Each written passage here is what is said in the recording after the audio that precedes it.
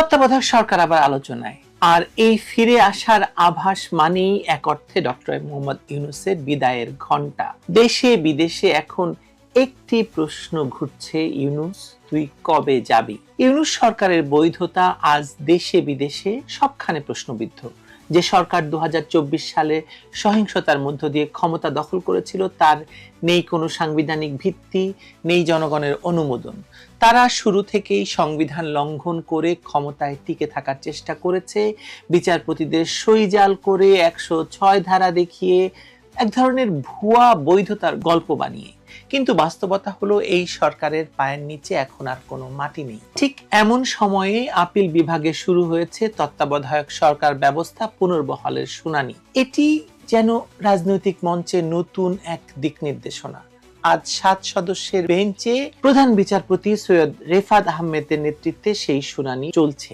যুক্তি উপস্থাপন করছেন ডক্টর শরীফ ভুইয়া, যার বক্তব্যে একটি স্পষ্ট সুর লক্ষ্য করতে পাই আমরা। সেটি হচ্ছে, বিচারপতি খায়রুল হকের নেতৃত্বাধীন যে বেঞ্চ 2011 সালে তত্ত্বাবধায়ক সরকার ব্যবস্থা বাতিল করেছিল, তারা সংবিধান ব্যাখ্যায় ভুল করেছেন, কারণ তারা দেশের রাজনৈতিক বাস্তবতা বুঝতে ব্যর্থ হয়েছিলেন। তিনি স্মরণ করিয়ে দেন যে 1996 সালে তত্ত্বাবধায়ক সরকার ব্যবস্থা চালু হয়েছিল আওয়ামী লীগের দাবিতেই।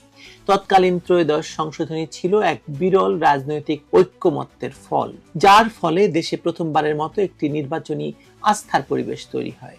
বিচারপতি লতিফুর রহমানের নেতৃত্বে সেই সরকারই একমাত্র সফলভাবে ক্ষমতা হস্তান্তর করেছিল, মানে আওয়ামী লীগ সরকার। কিন্তু পরে আওয়ামী লীগ সেই ব্যবস্থার বিরুদ্ধে অবস্থান নেয় যখন তারা বুঝে যায় এই কাঠামোতে সুষ্ঠু নির্বাচন সম্ভব নয়, ক্ষমতায় ফেরা তো দূরের কথা। আর তখনই শুরু হয় তত্ত্বাবধায়ক বিরোধী আন্দোলন এবং শেষ পর্যন্ত আদালতের রায়কে হাতিয়ার করে ব্যবস্থাটি বাতিল করা হয়। কিন্তু আজ ইতিহাস ঘুরে আবার একই জায়গায় এসে দাঁড়িয়েছে।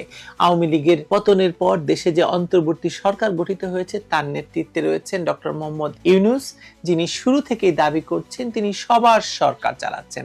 বাস্তবে দেখা যাচ্ছে সেটি আর কারো নয়, কেবল তার নিজস্ব গোষ্ঠীর স্বার্থ রক্ষার মিশন। কোনো নির্বাচনই হয়নি, কোনো সাংবিধানিক প্রক্রিয়া মানা হয়নি, এমনকি যে আদালতের নির্দেশের কথা তারা বারবার বলছে তার কোনো কাগজও তারা দেখাতে পারেনি।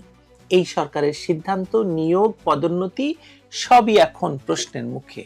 এমন প্রেক্ষাপটে বিএনপি, জামায়াত ইসলামী, সুশাসনের জন্য নাগরিক সহ বিভিন্ন নাগরিক সংগঠন এবং রাজনৈতিক দল আবারও এক কণ্ঠে বলছে এখন সময় তত্ত্বাবধায়ক সরকারের, কারণ এই ব্যবস্থাই পারে একটি সর্বদলীয় নিরপেক্ষ নির্বাচন আয়োজন করতে।